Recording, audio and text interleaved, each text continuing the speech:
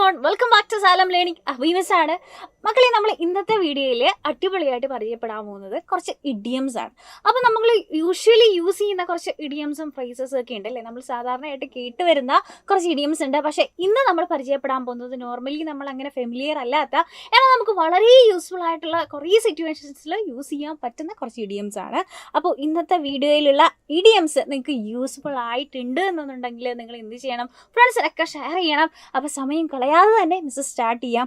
നമ്മുടെ first idiom എന്ന് പറയുന്നത് അറ്റ് എ സ്നീൽസ് പ്ലേസ് എന്നാണ്. അപ്പോൾ ഈ ഒരു ഇഡിയം കേൾക്കുമ്പോൾ തന്നെ നിങ്ങൾക്ക് മനസ്സിലായിട്ടുണ്ടാവും അറ്റ് എ സ്നീൽസ് പ്ലേസ്. അപ്പോൾ സ്നീൽ എന്ന് പറഞ്ഞാൽ എന്താണ്? ഒച്ച പതിയെ പതിയെ മൂവ് ചെയ്യുന്നതാണ് അല്ലേ. അപ്പോൾ എവിടെയെങ്കിലും നമ്മൾ പെട്ടുപോയി, അല്ലെങ്കിൽ നമ്മൾ ജാമായി പോയി, അല്ലെങ്കിൽ പതിയെ പതിയാണ് നമ്മൾ പോകുന്നത് എന്നുള്ള അർത്ഥമാണ് നമ്മൾ അറ്റ് എ സ്നീൽസ് പ്ലേസ് എന്നുകൊണ്ട് ഉദ്ദേശിക്കുന്നത്. അത് നോക്കിക്കേ, അറ്റ് എ സ്നീൽസ് പ്ലേസ് എന്ന് പറഞ്ഞാൽ എന്താണ്? വെരി സ്ലോലി, വളരെ വളരെ പതിയെ പതിയെ പോകുന്നതിനെയാണ് നമ്മൾ അറ്റ് എ സ്നീൽസ് പ്ലേസ് എന്ന് പറയുക. അപ്പോൾ ഈ ഒരു സെൻറ്റൻസ് വെച്ചിട്ട്, ഈ ഒരു ഇഡിയം വെച്ചിട്ട് നമുക്ക് എങ്ങനെയാണ് ഒരു സെൻറ്റൻസ് ഉണ്ടാക്കാൻ പറ്റുക? The roads were jammed with cars and we were moving at a snail's place.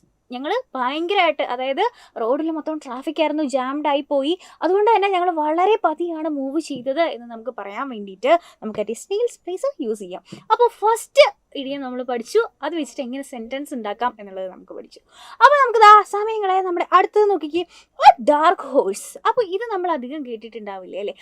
Dark horse എന്ന് പറഞ്ഞാൽ എന്താണ് അർത്ഥം എന്നറിയോ? അതായത് അൺഎക്സ്പെക്റ്റഡ് ആയിട്ട് നമ്മൾ വിൻ ചെയ്യുകയാണ്, അല്ലെങ്കിൽ നമ്മൾ പ്രതീക്ഷിക്കാത്ത ഒരാൾ പെട്ടെന്നൊരു പ്രൈസ് ഓൺ ചെയ്തു, ആരെയാണ് നമ്മൾ ഡാർക്ക് ഹോഴ്സ് എന്ന് പറയുന്നത്. അപ്പോൾ ഞാൻ നോക്കിക്കേ, dark horse is an unexpected winner. അപ്പോൾ ഈ ഡാർക്ക് ഹോഴ്സ് വെച്ചിട്ട് നമുക്ക് എങ്ങനെ ഒരു സെൻറ്റൻസ് ഉണ്ടാക്കാം? He's A dark horse for the award. അതായത് ആ ഒരു അവാർഡ് സമയമായപ്പോഴേക്കും ആരും പ്രതീക്ഷിക്കാത്ത ഒരു വിന്നർ ആയിരുന്നു വന്നത്. അപ്പോൾ അങ്ങനെയുള്ള ആളെ നമുക്ക് എന്ത് വിളിക്കാം? ഡാർക്ക് ഹോഴ്സ് എന്ന് വിളിക്കാം അല്ലേ. അപ്പോൾ dark horse means an unexpected winner. അപ്പോൾ നമുക്ക് എങ്ങനെ സെൻറ്റൻസ് പറയാം? He's A dark horse for the award എന്ന് പറയാം. അപ്പോൾ രണ്ടാമത്തത് നമ്മൾ അടിപൊളിയായിട്ട് പഠിച്ചു. ഇനി നമുക്ക് നോക്കാനുള്ള നമ്മുടെ third one, by fits and starts. By fits and start. അപ്പോൾ ഇതും നമ്മൾ അധികം ഫെമിലിയർ അല്ലാത്തതാണ് അല്ലേ. അപ്പോൾ നോക്കിക്കേ, ഇതിൻ്റെ അർത്ഥം എന്ന് പറഞ്ഞാൽ irregularly. By fits and start എന്ന് പറഞ്ഞാൽ സ്ഥിരതയില്ലാണ്ട് ഒരു ഇറഗുലർ മാനറിൽ പോകുന്നതിനെയാണ് നമ്മൾ ബൈ ഫിറ്റ്സ് ആൻഡ് സ്റ്റാർട്ട് എന്ന ഇഡിയം കൊണ്ട് ഉദ്ദേശിക്കുന്നത്. അപ്പോൾ ഇത് വെച്ചിട്ട് നമുക്ക് എങ്ങനെ സെൻറ്റൻസ് ഉണ്ടാക്കാടാ? He made money by fits and start. ഏതൊക്കെയോ ഇറഗുലറായിട്ടൊരു സ്ഥിരത ഇല്ലാതെ എങ്ങനെയൊക്കെയോ ആണ് അയാൾ പൈസ ഉണ്ടാക്കുന്നത്. അപ്പോൾ ആ ഒരു മെത്തേഡിനെ നമുക്ക് എന്ത് പറയാം? ബൈ ഫിറ്റ്സ് ആൻഡ് സ്റ്റാർട്ട് എന്ന് പറയാം. കണ്ടോ, he made money by fits and start എന്ന് പറയാം. അപ്പോൾ മൂന്നാമത്തതും നമ്മൾ അടിപൊളിയായിട്ട് പഠിച്ചു. അപ്പോൾ നമ്മുടെ നെക്സ്റ്റ് വൺ നോക്കാം, ഓൾ അറ്റ് സീ. അപ്പോൾ ഏകദേശം നമ്മൾ ചിലവരെങ്കിലും കേട്ടിട്ടുണ്ടാവും അല്ലേ. ഓൾ അറ്റ് സീ എന്ന് പറഞ്ഞാൽ എന്താണ്? റിയലി കൺഫ്യൂസ്ഡ് ആയിട്ടുള്ള ഒരു സിറ്റുവേഷനെയാണ് നമ്മൾ ഓൾ അറ്റ് സീ എന്ന് പറയുന്നത്. അത് നോക്കിക്കേ, റിയലി കൺഫ്യൂസ്ഡ് അല്ലെങ്കിൽ ഡീപ്ലി കൺഫ്യൂസ്ഡ് ആയിട്ടുള്ള എന്നുള്ളൊരു ഇഡിയമാണ് ഓൾ അറ്റ് സീ എന്നുള്ളത് കൊണ്ട് ഉദ്ദേശിക്കുന്നത്.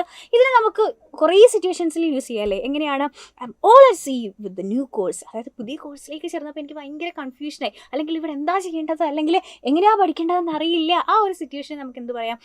All at sea with the new course എന്ന് പറയാം. അപ്പോൾ അടിപൊളിയായിട്ട് നമ്മളിന്ന് 4 ഇഡിയംസ് പഠിച്ചു. അപ്പോൾ അത് യൂസ് ചെയ്തിട്ട് എങ്ങനെയാണ് സെൻറ്റൻസ് ഉണ്ടാക്കുന്നതെന്നും പഠിച്ചു അല്ലേ. അപ്പോൾ സാധാരണ നമ്മൾ കേട്ടിട്ടുള്ള അല്ലാണ്ട് വെറൈറ്റി ആയിട്ടുള്ള നമുക്കധികം ഫെമിലിയർ അല്ലാത്ത ഇഡിയംസ് ആണ് നമ്മൾ ഇന്ന് പഠിച്ചത്. അപ്പോൾ നിങ്ങൾ എന്ത് ചെയ്യുക? ഇത് യൂസ്ഫുൾ ആയിട്ടുണ്ടെന്നുണ്ടെങ്കിൽ തീർച്ചയായിട്ടും ഫ്രണ്ട്സിന് ഷെയർ ചെയ്യുക. അപ്പോൾ ഇതുപോലെയുള്ള യൂസ്ഫുൾ ആയിട്ടുള്ള ഇൻട്രസ്റ്റിംഗ് വീഡിയോസ് ആയിട്ട് നമുക്ക് ഇനിയും കാണാം. അതുവരെ tata bye bye, take care.